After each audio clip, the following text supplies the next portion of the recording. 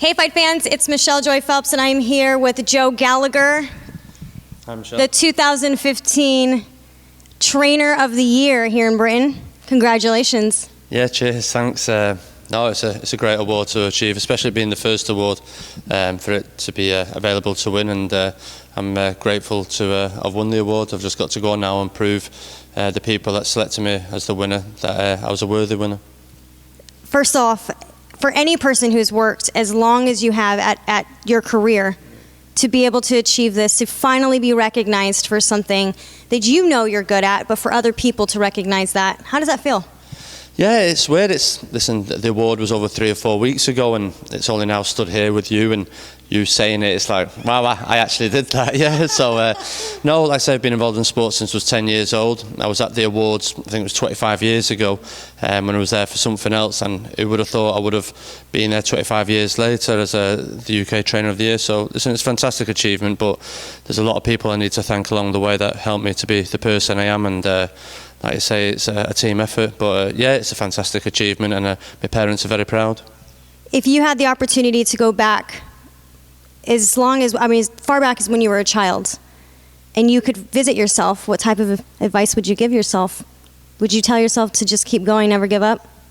Yeah. You know, believe it or not, I like to ask people that, because the fact is along the way at some point, some of us have doubted ourselves. So to be able to maybe give yourself advice as a kid, what would you say? Yeah, definitely. Listen, I used to amateur box all the way through the stages of being involved in boxing at age 10. When I was boxing, people say, oh, you're not that good, pack it in.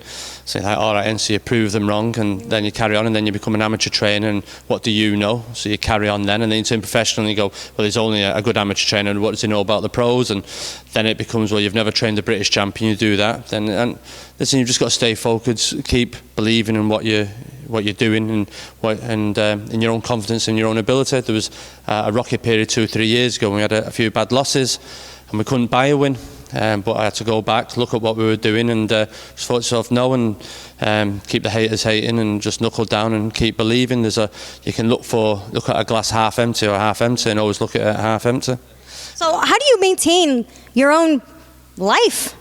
You're constantly in the gym training other guys. Do you find it hard to balance the two?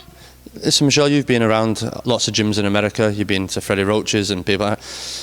To be committed and to be successful in this, you don't have a life. Boxing is your life, and 9 o'clock in the morning you come in the gym till 10, 12 o'clock at night. That is your life. You're in here all the time. And listen, I'm very fortunate with the stable of kids that I've got to work with, but they were all kids. None of them are Olympic champions. None of them were Olympians. So it's not that people have given me Olympic champions or Olympic medalists. They've all had the setbacks in the career, and they've all come good again. If you look at Anthony Crolla, who's been beaten, now he's fighting for a world title. Paul Smith was beaten, came before Abraham. Stephen Smith lost to Lee Selby, now he's fighting Pedrosa for the world title. So they've not been giving it the easy route, and we've had to work hard and win fights that we're not supposed to win. And like I say, the gym, we have a bit of a siege mentality. You fight one, you fight all, and if we win together, we win together, and if we lose together. And that's it. And if you see in the gym today, there's no egos in the gym. Everyone just comes in and we just bounce on to the next one, and we've got a very busy period.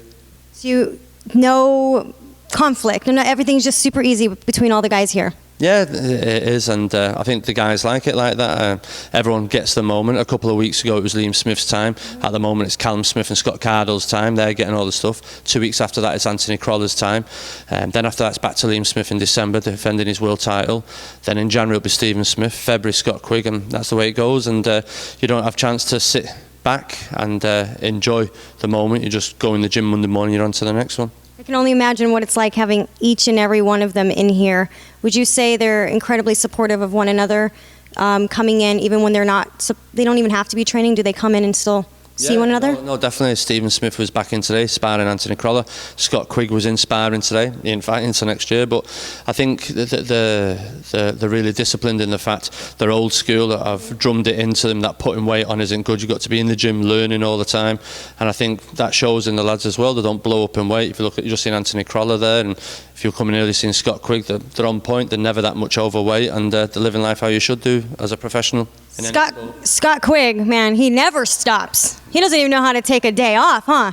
There's no days off. Yeah, it's like you're the one who told me, right? He takes like his bag. He'll take on vacation, he'll take his bag and constantly working out. But I guess that's why he's getting to where he is in his career, because he really has dedicated himself. It's a lifestyle. Yeah, Scott Quigg is a shining example for lads in the gymnasium. Scott Quigg only had 12 amateur contests. He had hardly any amateur pedigree, and just through sheer hard work, dedication, he's become a world champion, and now he's going to be fighting in a blockbuster event versus Kyle Frampton. But like you say, his attention to detail, his dedication, and that's an example for the rest of the lads. And the lads are just pushing each other on all the time, and it gives the rest of the lads coming through, like say Liam Smith when he fought for world title, huge confidence that Scott Quigg, Anthony Crolla fighting Perez, and the other batch of kids that are coming through, that the work that we're doing is providing results. Fans, if you guys haven't already done so, make sure you download the Behind the Gloves app. It's free, and it features really cool stuff like a fight calendar that reminds you of all the upcoming fights, and it allows for you to, with one click, to remind yourself directly to your phone. And it also features 24/7 breaking news that's going on in boxing. So make sure you guys go ahead and do that and subscribe to this channel.